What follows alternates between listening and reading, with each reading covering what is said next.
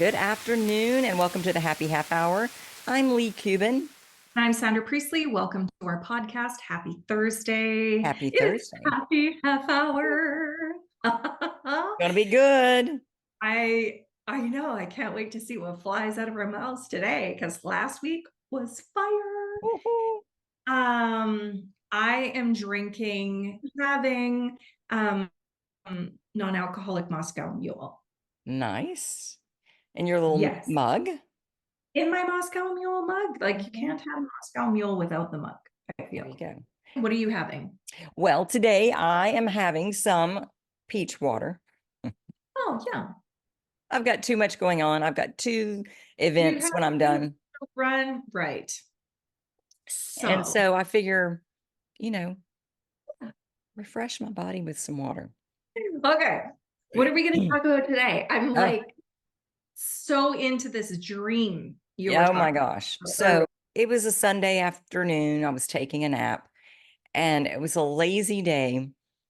And all of a sudden, I am like on the staircase and can't really move. And I'm asking Paul for help, calling to him. But even my voice, I was like, what is wrong with me? What is wrong with me? And I'm, trying to yell out and he's not hearing me. And so I talk myself through it and I pull myself up and I find my voice and I'm calling for him and I go to our bedroom, which is in a house I've never seen before, but somehow I knew where the bedroom was. And he's gone. And I'm like, wow, he left for work and he didn't even say goodbye. That's weird. And then I go into like a guest room to call him and I pick up this phone and it's an old timey phone. Like, I mean, like a phone from when we were children. Like with a cord. Oh yeah. You know, the little square ones with the thing that, Yeah. and this one wasn't a, Not the dial, but it was the it was, high-tech push tone ones. Yeah. yes. Mhm. So I'm picking it up and I'm like, how the fuck am I supposed to, where's your cell phone? Right. And it was the phone that still lives in Paul's mother's guest bedroom. So I recognized it. But I had a thought like, why is Anita's phone at my house? This is so weird. But then I thought, well, it's kind of cute, nostalgia. Okay. So I'm walking, I guess, out of that room and I catch a glimpse of myself in the mirror. And I looked and my hair was long. And I said, oh, you're having a dream right now. Like your hair is short. That is not your hair. You're dreaming. Oh my God. You can do anything. What do you want to do? Woke up and it hit me. Like I completely remembered being aware of myself in my dream and knowing that I was dreaming. And I just got the goosebumps. It was like, oh my gosh. Oh my gosh. What does this mean? What does this mean? So I'm Googling it. Right. And what came up over and over again was a lucid dream. And I've heard of So lucid dreams before, but I never knew really what it meant. me too. Yeah. I have to say, so I never Googled it, but I've never had one. Mm-hmm. But I do know so many women who Mm-hmm. have said like, I was in my dream. I knew I was dreaming. I was so aware that I was dreaming. And I remember thinking, man, that'd be so fucking cool. I want to do that. Mm-hmm. I want to know that I'm dreaming. I want to know that I can just do whatever like that I can Yeah. manipulate myself in my dream. How cool. It's Yeah. never happened to me. And Yeah. so then of course, I didn't Google it. So what does it say about lucid dreams? Hmm. Although not all studies on the topic have replicated this finding, others have found lucid dreaming can reduce anxiety and depression. However, lucid dreaming might pose a risk to people who experience psychosis. Oh dear. Okay, here's That's what not to do in a lucid dream. okay. Don't think about your body while in a lucid dream. Do not dream of real life memories. Don't look in mirrors in lucid dreams. That's how I found out I was in a lucid dream. By looking in the mirror. Yeah. Don't get excited. Don't kill people. Don't Okay. close your eyes and don't second guess yourself. I don't know about all that. That Oh, why doesn't make me shouldn't feel I as good. look into a mirror in a Mhm. lucid dream? During a lucid dream, your mind can create and imagine anything you want it to. This means when you look into a mirror, it can cause a distorted image of yourself. Many people have reported it to be their worst fears or insecurities.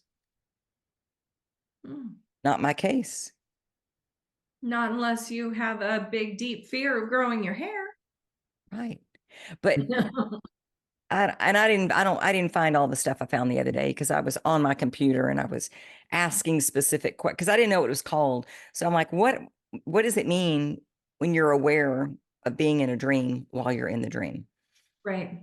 And everything just popped up with lucid dreams. But What's super cool is that I don't know, I love dreaming. I love from the time I was younger, I mm, have had the exact same dream interpretation book.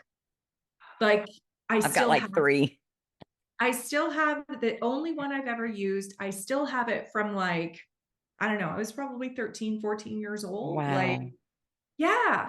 And also find it funny that you and I both have dream interpretation books because one more reason we're the same. Like, isn't that? But I didn't do it at 13. The only Oh, reason I have the books that I have is because I did a radio show years ago yeah. where I would interview different authors Uh-huh. and I interviewed her for different books. Anytime I would interview anyone about their book, they would send me their book before I interviewed them. And Oh, she was one of my favorites, but it yeah. was phenomenal talking to her because I was able to ask her about this recurring dream that I have that I've had since I was a kid. Wow. And And when you talked to her, did you stop having the dream? no, Oh, you still have it. and I don't have it often. So every time I have it and I wake up, I'm like, oh my God, I got to go there again. But it's an Oh. old, big, creepy house that I have to break into. Like I have to, everything's boarded up. So I have to like sneak in it. But I get in there and it's like 3 floors of just this amazing, beautiful, old house. And so sometimes I'll move in there with my family. And so I'm setting up different rooms. I'm like, okay, the grandbabies can play here and the kid. And it used to just be Wow. me and Paul and the kids. And now it's the grandbabies. And yeah, Super cool. Oh my gosh, I get to go in there again. yeah, I what I find interesting about the lucid, back to the lucid dream, yeah, what I find most interesting about that lucid dream is this awareness of like when you said, "Oh my gosh, I'm dreaming." I could do whatever. Like I think you yeah, said this before the podcast, yeah. but like I I can could do do whatever. whatever I want. I'm in a Yeah. dream. I can do whatever I want.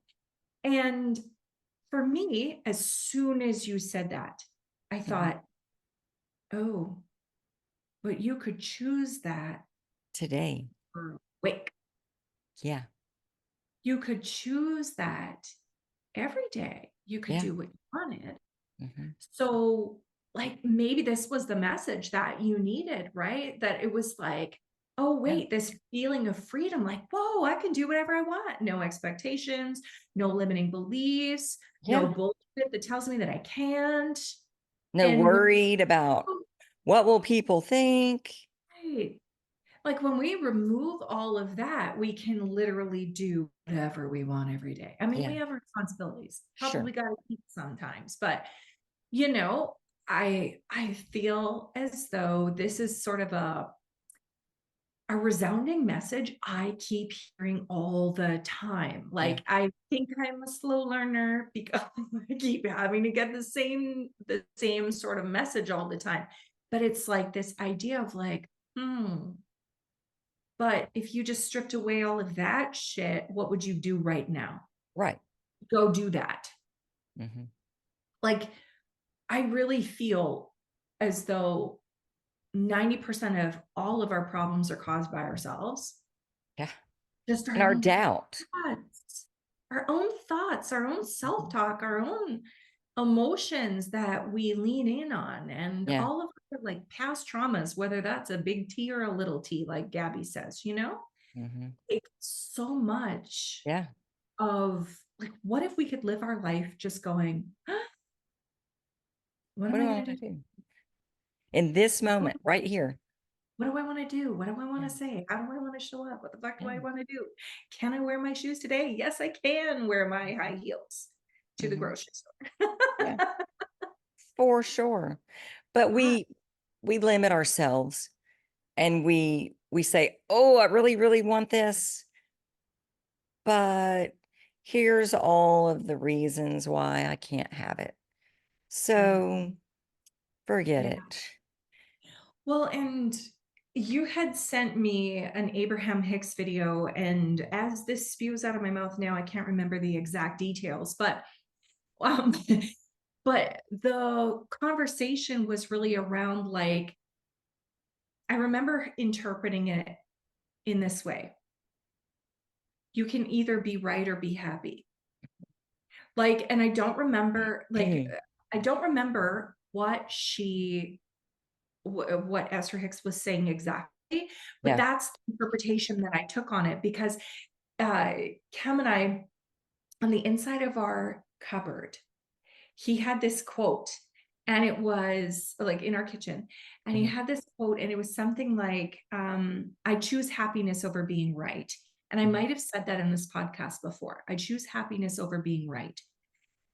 And I thought, oh man, how many times do we dig in Oh and yeah. go, nope, I'm going to prove, we punish ourselves. Mhm. We don't take that step forward because we're going to dig our heels in to be right. We Yeah. don't progress in life because we're going to dig our heels in to be right. Yeah. And we will sacrifice happiness Mhm. just proving we're right. Oh yeah. Like, and so how many times it's like, I think it was, she was talking about contradictory thought, right? Yeah. So it's like, I want to lose 20 pounds in the next 3 months. Oh no, I can't focus on that happiness because I know these are all of the things that would tell me that that is not possible, and I'm right. And so we physically stop ourselves from Yeah. going there, and we start to manifest what we don't fucking want. Mhm. Stuck energy, stuck Yeah. weight. Yeah. And then we're telling ourselves we're fat. Yeah. We're beating ourselves up for it. Yeah. And Well, and then I we can't eat lose weight worse. because, right, I can't lose weight because it's perimenopause. Yeah. I can't lose weight because my estrogen is low. I can't lose, I mean, all of these bullshit things, right? Mhm. Where if I'm going to focus on my low estrogen, guess where my estrogen is going to go? It's going to hit the toilet. Like, it's just going to Yeah. go so far down because I'm creating it. Mhm. I was listening to Wayne Dyer um, this morning at like 3 in the morning, actually. Mhm. So God, I I love don't him. know that I was really listening to him, but this stood out in my mind about how the thoughts about something can change the enzymes in your body. Yes. Yep. And so it's not just bullshit. This is like the way you think Mhm. changes you physiologically. Yes. Yep. And I think we tend to think that mindset work or manifestation is woo woo. And I it mean, it is, used to be, but it's not. right. But I hear this word all the time, and I'm starting to like never use it now Yeah. because people use it to diminish it Uh-huh. or to explain a little bit, like to say, I'm pretty woo woo. Mhm. And I'm thinking, no, because manifestation, like what you think about, you bring about, isn't woo woo, is just science. Right. And Right. it physically, when it can physically change the enzymes in your body, when it can physically change, even you and I, we talked about this before with weight loss. You will start to release the weight when you stop focusing on things you hate about your body. Yeah. You cannot Mm-mm. release the great if you're focusing on shit you don't like about Right. yourself. Just like you can't get out of debt. If you're focusing on the debt. If you're looking at the debt and you're bitching about the debt and you're talking about how you're never going to be able to pay for this and you're so far underwater and the economy's so bad and oh my God, shut up. Well, want to be Just right. shut up. You want to be right Uh-huh. more than you want to be happy Yeah. or you want to achieve what you want. Right. It's just contradictory thought. But when people are in the midst of that, that's not what they want to hear. No. And when you tell them, you've got the power to change all of this, Mm. they're like, Yeah. Well, and I am that way because when you say, if I'm going to tell you something, vent about something, and I mean, I am pretty positive person, but I am not a perfect person. So none of when us I am are. in something that I'm feeling deeply and I want to get out of it, like I don't like where I'm at, Mhm. but I think I deserve to be there. I think that I'm justified to be there. I am right Yeah. where I am, right? Like Yep. Abraham Hicks said, well, you know, if you want to be right, you're going to be right because you're going to create whatever it is, right? Yep. Right. And so when I'm in that space, and then you say, but what do you want? It's like I could throat punch you in that moment, but not truly. But Yeah.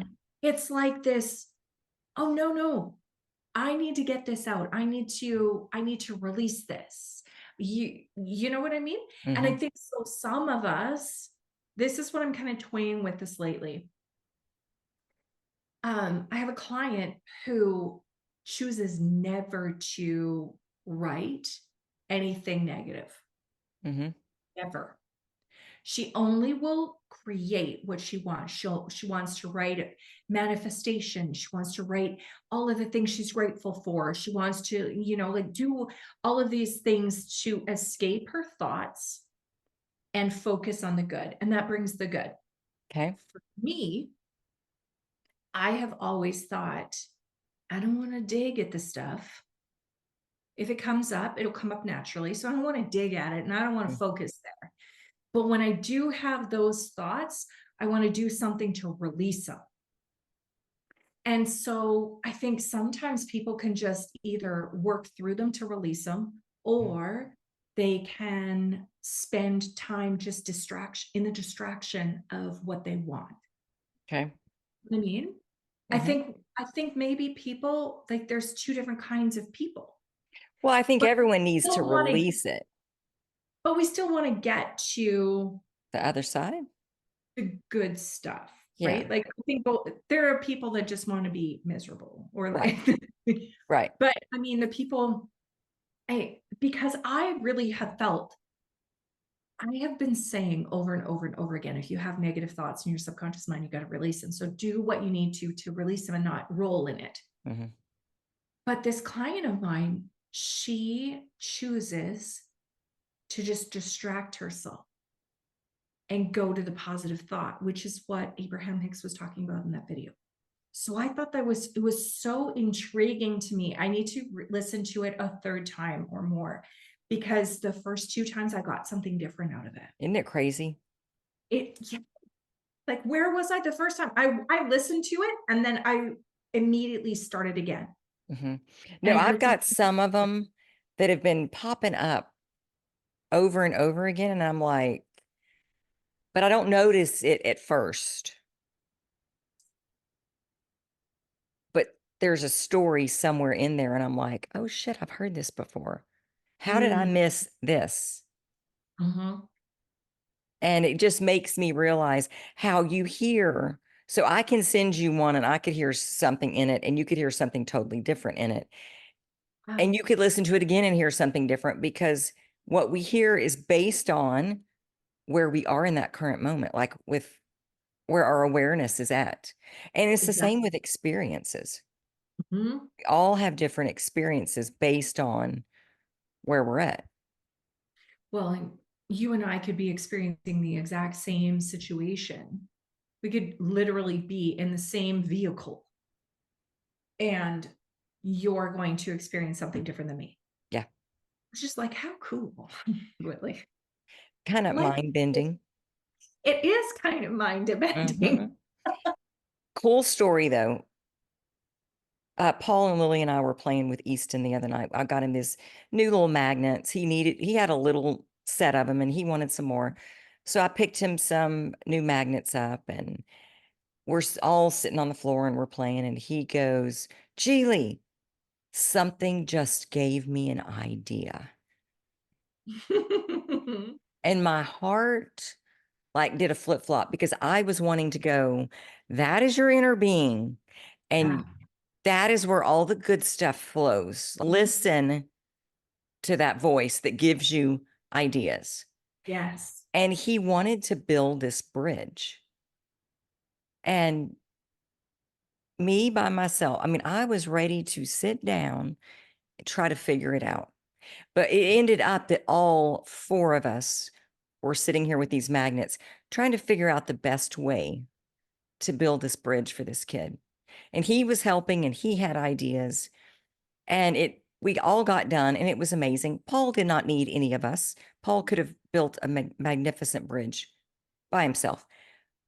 But Easton got to say, oh, I have an idea. Get excited. Tell his friends or his family, because we are the only ones here. Yeah. And then they rush in to go, I can do this. I can do this. And it hit me. Like, I hope he remembers that moment and builds on it because we should be living like that every single day. When Yeah. we get that inspired thought, Yeah. to not just go, oh, I can't do that because of this or because of this, or get excited.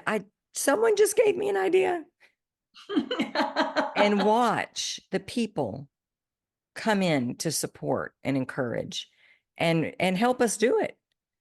The things that we can't. And what an incredible thing to learn at his age. I know. I Like know. what, because I don't know that I did. I know I did not. Mm-mm. I know I was not at a Mm. space where I understood. I think I always knew I had like a gut feeling, but I thought that that was a gut feeling was more so my automatic safety valve. It was like Okay. keeping me safe, Mhm. don't go there, don't do this. Consequential thought was like on fire all the time. Mhm. And maybe that's child of an alcoholic, I'm not sure. But I always did sort of just know things. Yeah. But see, I And thought it was bad. oh, Oh yeah. I I thought it thought was it a was cool. yeah, I thought it was a bad like I thought it was super fucking cool. But Yeah. I thought it was looked on like it was bad. Like I felt like, oh, something's wrong with me because I have Yeah. these feelings and I know these things and everyone around me is telling me that things are different Hmm. than what feels they would tell me things and in my body was going, that's not right, Leigh. That's not right. It's so interesting. I don't know that I don't I wish I could go back in time because I would do things just on like gut feeling. Like I didn't call it intuition, I didn't call it psychic. I called it my Right. gut. It Yeah. was I have a gut feeling this isn't going to be good and then it Yeah. wouldn't be or whatever. But I remember I was watching Oprah, of course, every day, four She o'clock raised after you. she raised me. Yep. And she had this Gavin DeBecker. She was interviewing author Gavin DeBecker, Mhm. and he wrote the book, The Gift of Fear. And I bought the book. I did not finish the book, Okay. but I'm gonna write I it bought the down. book and I found it really like that interview was incredibly interesting to me.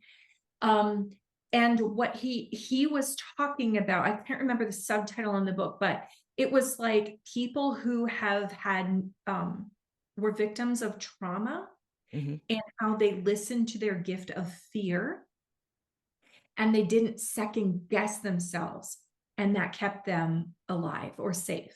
Yeah.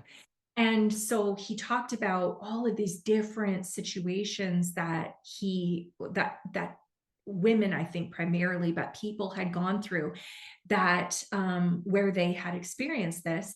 And so he Mm-hmm. talked about the various situations. And I will never forget the one example. And it's pretty graphic, so I won't say it on the podcast, but Right. I will never forget some of the things that he said. I can hear even the words that he used. It was one of the more impactful Oprahs, like probably the thing that I remember the most vividly. And right. But it was this like resounding idea of like, we all have this intuition. It is innate in us. Mm-hmm. And we have it from the time that we're little. And then Yeah. someone comes along and fucks it up and says, oh no, you don't know. That's witchcraft. Or like, you Yeah. don't know. Or we try to people please so much Mm-hmm. that we don't necessarily think of like listening to our gut. Yeah. Over time, we stop and we I'm stop gonna have to listening. get this book Yeah, it was like, because or I Google the can old think, episode of Oprah. yeah, I can think of two times I had a very traumatic thing happen to me when I was about 8. And there was a lot of blame and a lot of like, how did this 8-year-old child bring this on herself?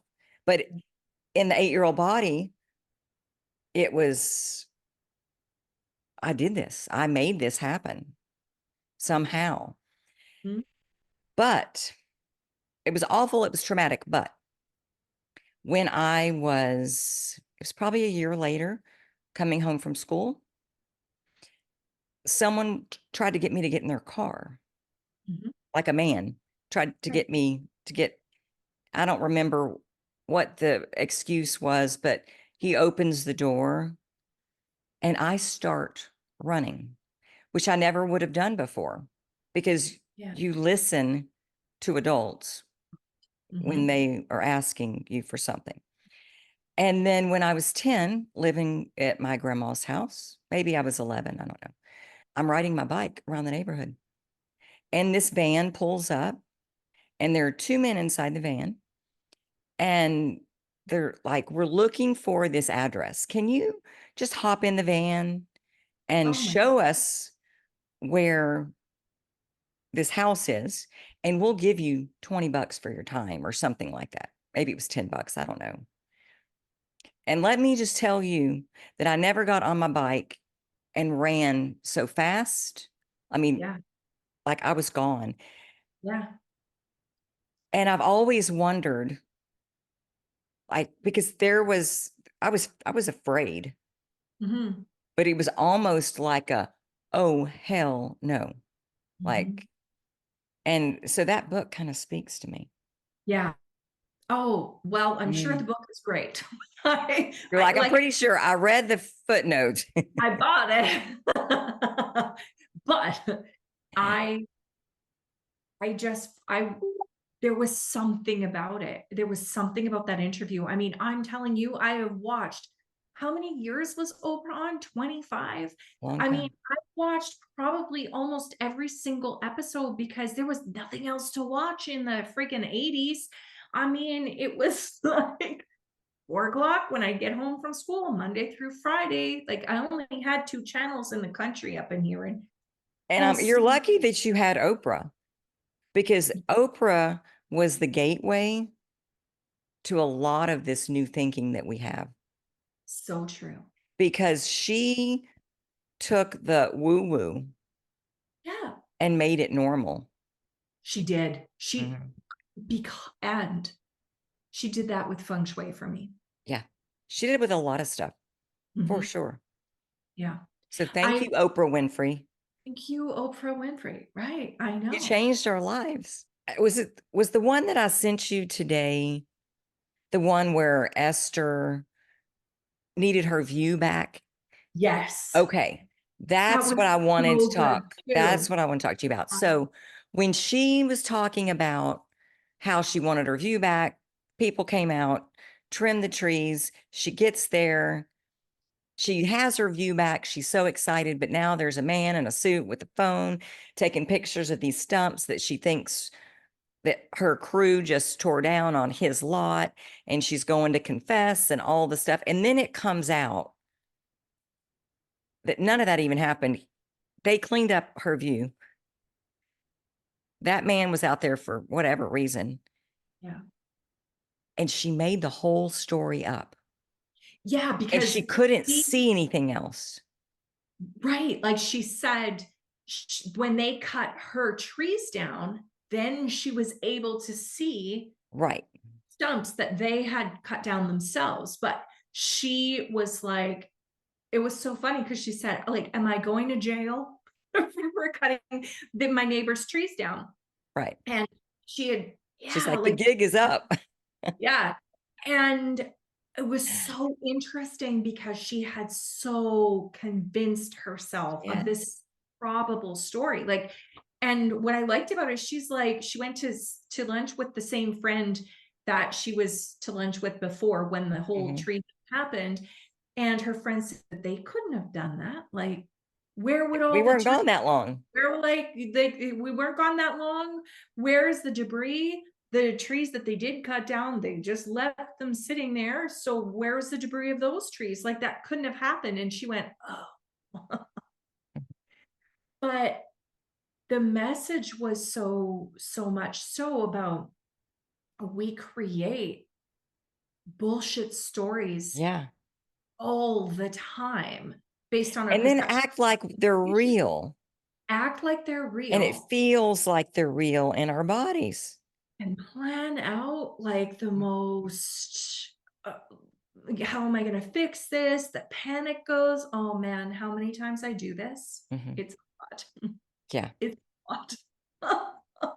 So, but it made me feel good that Esther does that. And then it made me laugh Yeah. because I'm like, you do that all the time. Not all the time, but I do that.